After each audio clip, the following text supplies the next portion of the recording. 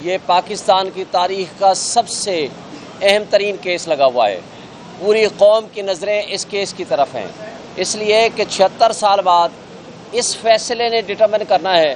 کیا طاقت قانون اور انصاف کے اندر ہے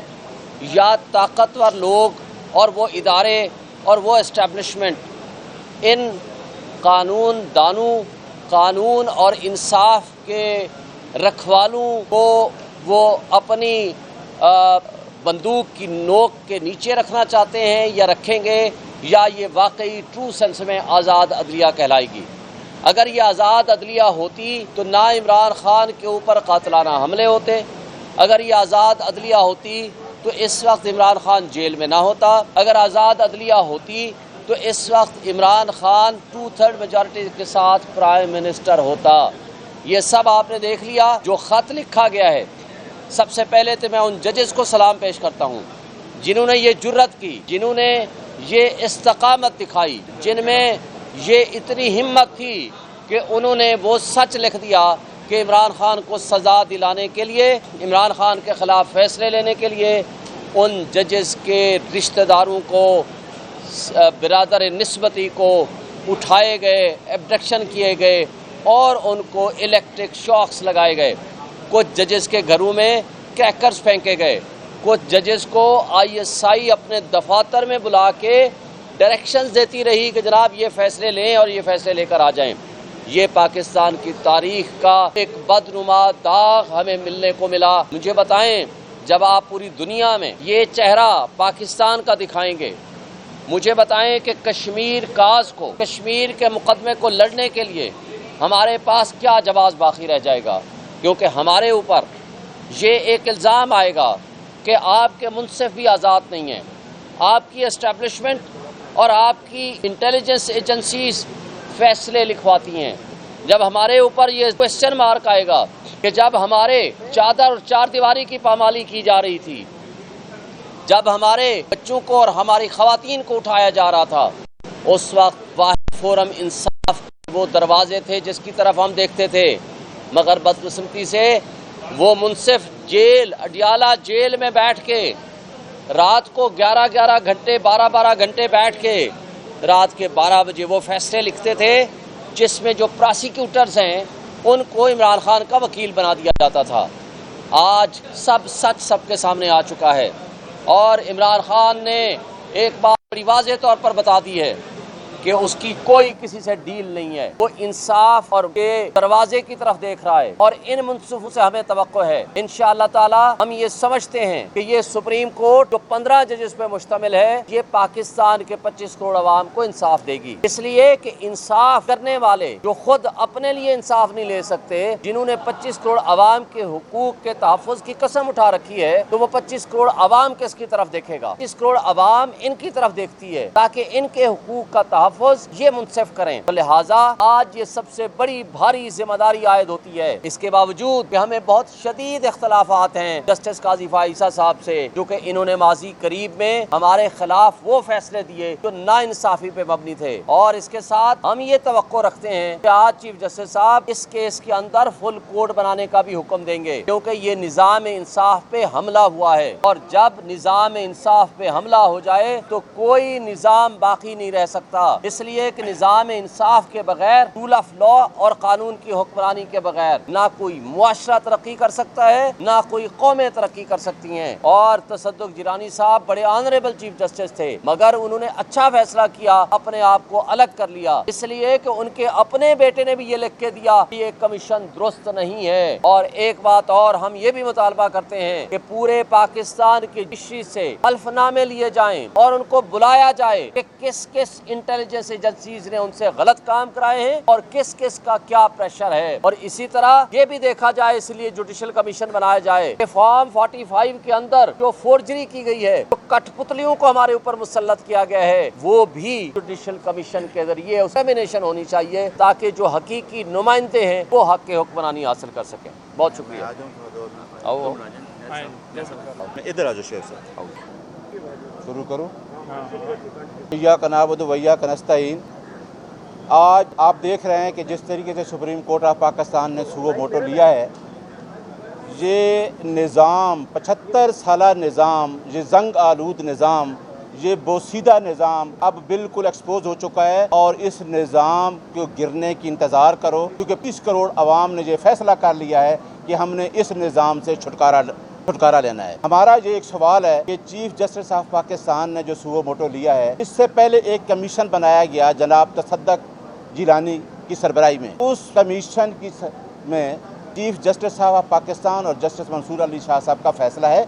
اب دیکھنا پڑے گا آئینی اور قانونی طور پر کیا چیف جسٹس آف پاکستان اور جسٹس منصور علی شاہ صاحب جنہوں نے ایگزیکٹو کو ہیڈ بنا دیا تھا، کیا وہ اس لارجر بینچ کا حصہ بن سکتے ہیں؟ دوسرا ہمارا مطالبہ یہ ہے کہ فل کورٹ اس پہ بنایا جائے، فل کورٹ ہی اس آئین کی بالادستی اور قانون کی حکمرانی جس کو 25 کروڑ عوام دیکھ رہے ہیں، اس کو فل کورٹ کو دیکھنا چاہیے کہ آیا جو 6 ججز کا خط ہے، کیا یہ آئین کی بالادستی اور قانون کی حکمرانی پہ بہت بڑا کوشچن ہے۔ پوری 25 کروڑ عوام کی ڈیمانڈ ہے، اور ہماری بھی یہ ڈیمانڈ ہے عدلیہ سے، یہ فل کورٹ بنایا جائے، اور یہ بھی دیکھا جائے کہ جو ججز پچھلے کمیشن میں موجود تھے ان کو اس لارجر بینچ میں ہونا چاہیے کہ نہیں۔ ہماری استدعا یہ ہے کہ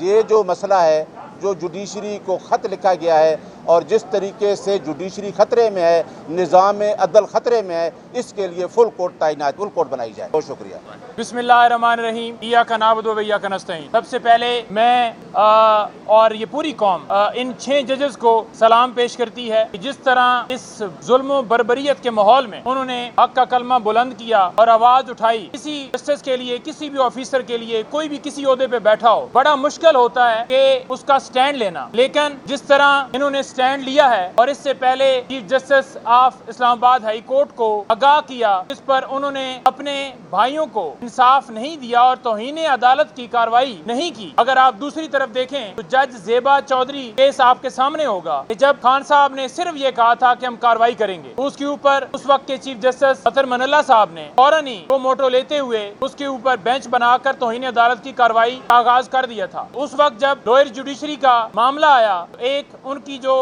نیچے ایک جج ہیں ان کے حوالے سے بات ہوئی تو انہوں نے فوراً ہی اس کے اوپر ایکشن لے لیا۔ تو کیوں چیف جسٹس صاحب نے اس کے اوپر ایکشن نہیں لیا؟ اور اس کے بعد انہی 6 ججز نے سپریم کورٹ کے چیف جسٹس آف پاکستان کو یہی گزارش کی، لیکن اس کے اوپر بھی کوئی ایکشن نہیں لیا گیا۔ اور یہی بات ہم دیکھ رہے ہیں کہ اوورآل آج تک پاکستان تحریک انصاف ہو، عمران خان صاحب کے کیسز ہوں، اسی طرح سے عدالتوں کو مجبور کیا جاتا رہا، اور اس لیٹر نے عمران خان اور ہم جو ہمیشہ کہتے تھے اس طرح سے کیسز بنائے گئے ہیں اس کے اوپر مہر ثبت کر دی ہے۔ 300 وکلاء کے خطوط نے اور جسٹس ریٹائر تصدق گیلانی کے بیٹے وہ بھی اس میں شامل ہیں جنہوں نے یہی کہا کہ سو موٹو لیا جائے۔ ہم یہ گزارش کر رہے ہیں، جب 6 ججز نے لیٹر لکھ دیا تھا اس وقت کیوں اس سو کالڈ وزیر اعظم کو بلا کر اس کے ساتھ مشاورت کر کے پھر اسے یہ کہہ دیا گیا تھا کہ عدلیہ آپ کے سامنے بچھائی جاتی ہے؟ ریاست کے عدلیہ اور انتظامیہ دو الگ الگ ستون ہیں۔ تو آپ نے دیکھا کہ عدلیہ کو انتظامیہ کے نیچے لٹایا گیا۔ کس نے لٹایا؟ کیوں لٹایا؟ اور جب جسٹس ریٹائر تصدق گیلانی نے اس کمیشن سے انکار کر دیا، پھر سو موٹو لیتے ہوئے بینچ کنسٹیٹیوٹ کیا،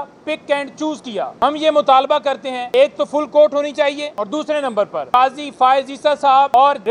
اور جسٹس منصور صاحب، یہ دونوں اس سو کالڈ وزیر اعظم کے ساتھ ملاقات کے اندر بیٹھے ہوئے تھے، بالفور اس بینچ سے خود کو علیحدہ کریں۔ وہ اپنا مائنڈ پہلے ہی ڈسکلوز کر چکے ہیں، وہ اپنا مائنڈ پہلے ہی ظاہر کر چکے ہیں۔ سو کالڈ وزیر اعظم جو فارم 45 کے مطابق ہارا ہوا شخص ہے، اس کے ساتھ ملاقات کر کے اس کے ساتھ ساتھ ہم یہ بھی مطالبہ کرتے ہیں کہ لائیو پروسیڈنگز دکھائی جائیں تاکہ پوری قوم دیکھے۔ اور تیسرا مطالبہ ہم یہ کرتے ہیں کہ جن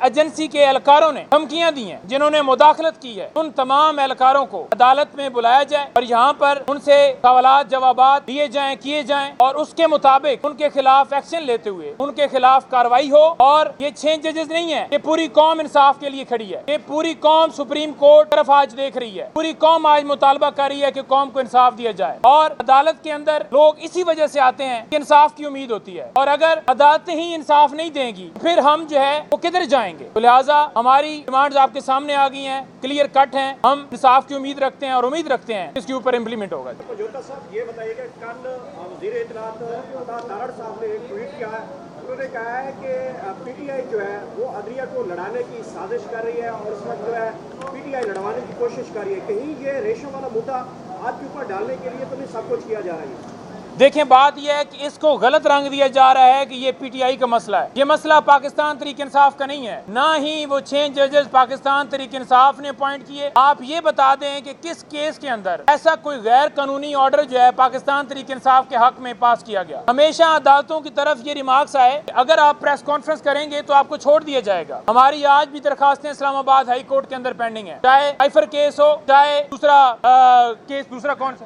نیب والا کیس ہو, سیکیورٹی کی درخواستیں ہوں, خان صاحب کی جان کی حفاظت کے حوالے سے درخواستیں ہوں, یا بی بی صاحبہ کی جان کے خطرے کے حوالے سے درخواستیں ہوں, یا آپ نے دیکھا اس سے پہلے جتنی درخواستیں اسلام آباد ہائی کورٹ میں آئیں, کیوں چیف جسٹس عامر فاروق صاحب کے پاس 130 سے زیادہ درخواستیں گئیں؟ کیا وجہ تھی؟ اس وقت تو تارڑ صاحب یا دوسرے نہیں بولے, اور یہ غلط رنگ دیا جا رہا ہے. یہ مسئلہ پاکستان کا ہے. یہ مسئلہ جو ہے اس پاکستان کے مسئلے کو پی ٹی آئی کے ساتھ نہ جوڑا جائے. صرف ان ججز کے خلاف دیکھیں یہاں پر جو بولتا ہے اس کو غدار ڈکلیئر کر دیا جاتا ہے. آپ نے دیکھا کمشنر راولپنڈی نے جب بیان دیا فوراً ہی اسے اغوا کر کے پھر اس سے بیان جو ہے اس کی تردید کروائی گئی. اور اسی طرح سے کیوں ہی 6 ججز نے خط لکھا, کسی نے پراپرٹی کا الزام لگایا ان کے اوپر, کسی نے کہا کہ اس نے اتنے کیس دیکھے ہیں پاکستان تحریک انصاف کے, 10 میں سے 6 درخواستیں پاکستان تحریک انصاف کے حق میں دی ہیں. تو یہ سارے پراپوگنڈے ہیں. یہاں پر جو بھی بولے گا, جو بھی بات کرے گا, اس کے ساتھ یہی کیا جائے گا کہ وہ آواز نہ اٹھائے. اور دوسرے نمبر پر یہی پی ایم ایل این ہو, پیپلز پارٹی ہو, یا دیگر جتنی جماعتیں ہوں, جب بھی اداروں کی طرف سے مداخلت کی گئی اس وقت یہاں پر کھڑے ہو کر انہوں نے کہا جی کہ دیکھیں جی عدلیہ کے اوپر حملہ کیا جا رہا ہے, عدلیہ کے اندر انوالومنٹ کی جا رہی ہے, ایجنسیاں یوں کر رہی ہیں, یہ کر. اس وقت کیونکہ وہ بینیفیشری ہیں, ان کو فارم 47 کے اندر 10 روپے کی پنسل کے ساتھ دھاندلی کر کے بنایا گیا ہے. لہٰذا وہ کہتے ہیں کہ جو جج, جو شخص جو بھی بات کرے گا وہ غدار ہوگا, اور جو